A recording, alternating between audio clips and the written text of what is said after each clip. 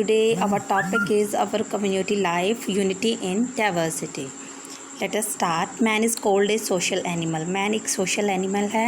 Man cannot live without a society or community. Man community और society के बिना नहीं रह सकता. तो society provided security support to everyone.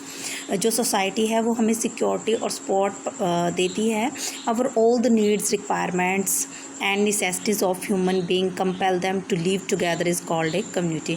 जो हमारी requirements होती हैं, needs होती हैं, necessities होती हैं, वो हमें compel करते हैं कि हम society के बीच में रहें. Now the next is community and interdependence. The community in which we comprises of the family, the school, the neighborhood. मतलब community में क्या क्या include करते हैं हम? Family, school, neighborhood. Living together help in solving various kind of problems by mutual giving and take.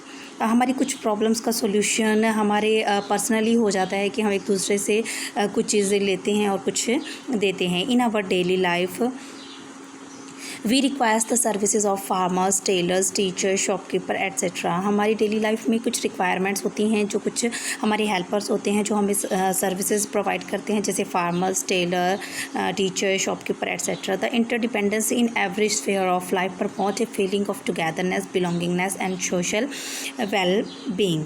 जो ये हमारी एक दूसरे पर इंटरडिपेंडेंस है, ये हमें एक फीलिंग पैदा करती है, एकजुटता मतलब टुगेदरनेस, एकजुटता, बिलोंगिंगनेस मतलब अपनेपन की, एंड सोशल वेल बीइंग सामाजिक खुशहाली की. Now the next is community of life. Community में सबसे इम्पोर्टेंट और फर्स्ट होता है family. The family first and the smallest unit of the community. ये सबसे फर्स्ट और छोटा पार्ट है कम्युनिटी का. The family is also called our first school. हम जो फैमिली होती है उसको हम अपना पहला स्कूल भी कह सकते हैं. The use of mother tongue enable the child to express his her feelings. जो फैमिली है वो ही बच्चे को उसकी मदर टंग बोलना सिखाती है और अपनी फीलिंग्स को एक्सप्रेस करना भी वहाँ पे सिखाया जाता है. In calculations of civics values like dedication, discipline, honesty, truthfulness, help etcetera. हमें कुछ सिविक्स वैल्यूज़ भी घर में सीखते हैं, अपने परिवार से सीखते हैं. Dedication, discipline, honesty, truthfulness, help etcetera. Now the next is second part है कम्युनिटी का school.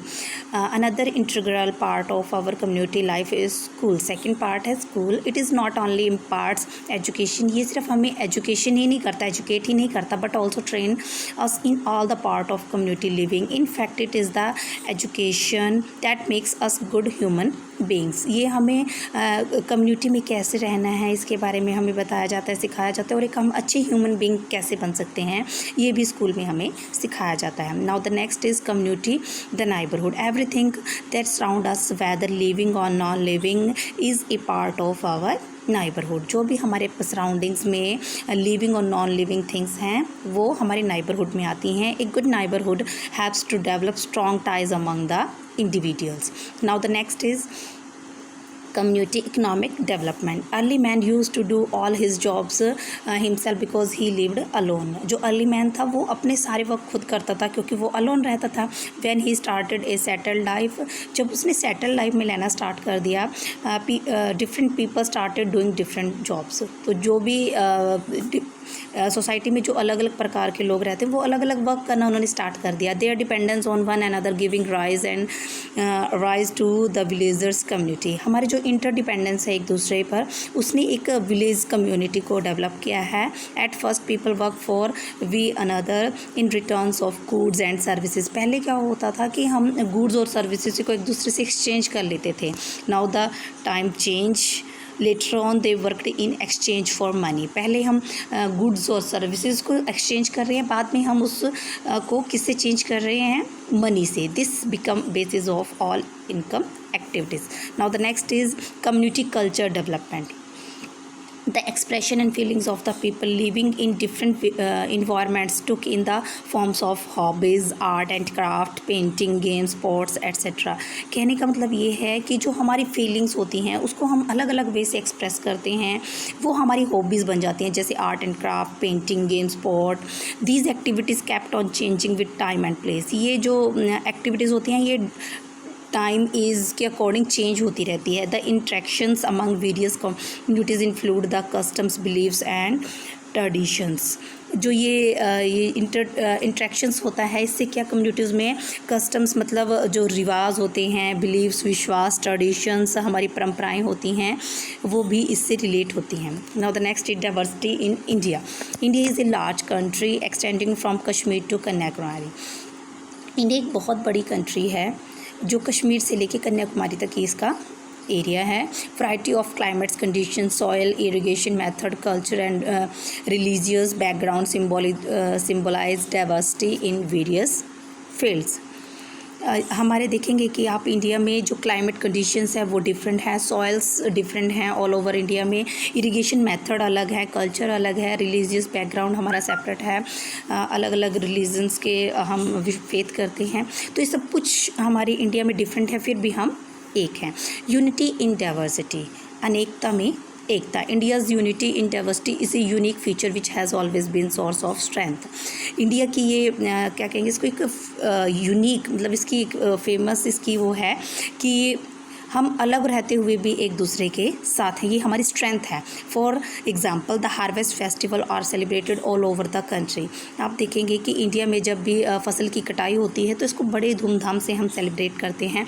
Happiness of farmers is express through festivals like Baisakhi in Punjab. अलग अलग लोग इसको अलग अलग तरीके से अपनी फीलिंग्स को एक्सप्रेस करते हैं। जैसे पंजाब में इसको बैसाखी कहते हैं, Onam in Kerala, Pongal in Tamil Nadu. Similarly और भी हैं जैसे गरबा नृत्य of Gujarat, Bihu dance of Assam, Ghoomar of Rajasthan. We with reflect the culture and tradition of communities of these regions. ये हमारी एक दूसरे को, ये जो डिफरेंट प्लेसेस पे डिफरेंट जो हम फेस्टिवल सेलिब्रेट कर रहे हैं, ये हमारी यूनिटी है। अलग अलग कर रहे हैं लेकिन फिर भी साथ हैं।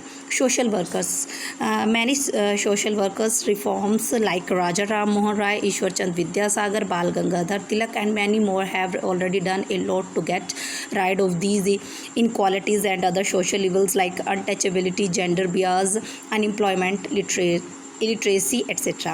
मतलब जो हमारे बहुत सारे सोशल वर्कर हुए हैं जैसे राजा राम मोहन राय, ईश्वर चंद विद्यासागर, बाल गंगाधर तिलक और भी हुए हैं, उन्होंने क्या किया है, हमारे जो कम्युनिटी में जो इनक्वालिटीज़ थी, सोशल इविल्स थे लाइक अनटचेबिलिटी, जेंडर बियाज, अनएम्प्लॉयमेंट, इलिटरेसी, इसको दूर करने के लिए उन्होंने बहुत अपने फोकस किया है, बहुत प्रयास किए हैं। Now the next is our rural community. India is mainly a land of villages.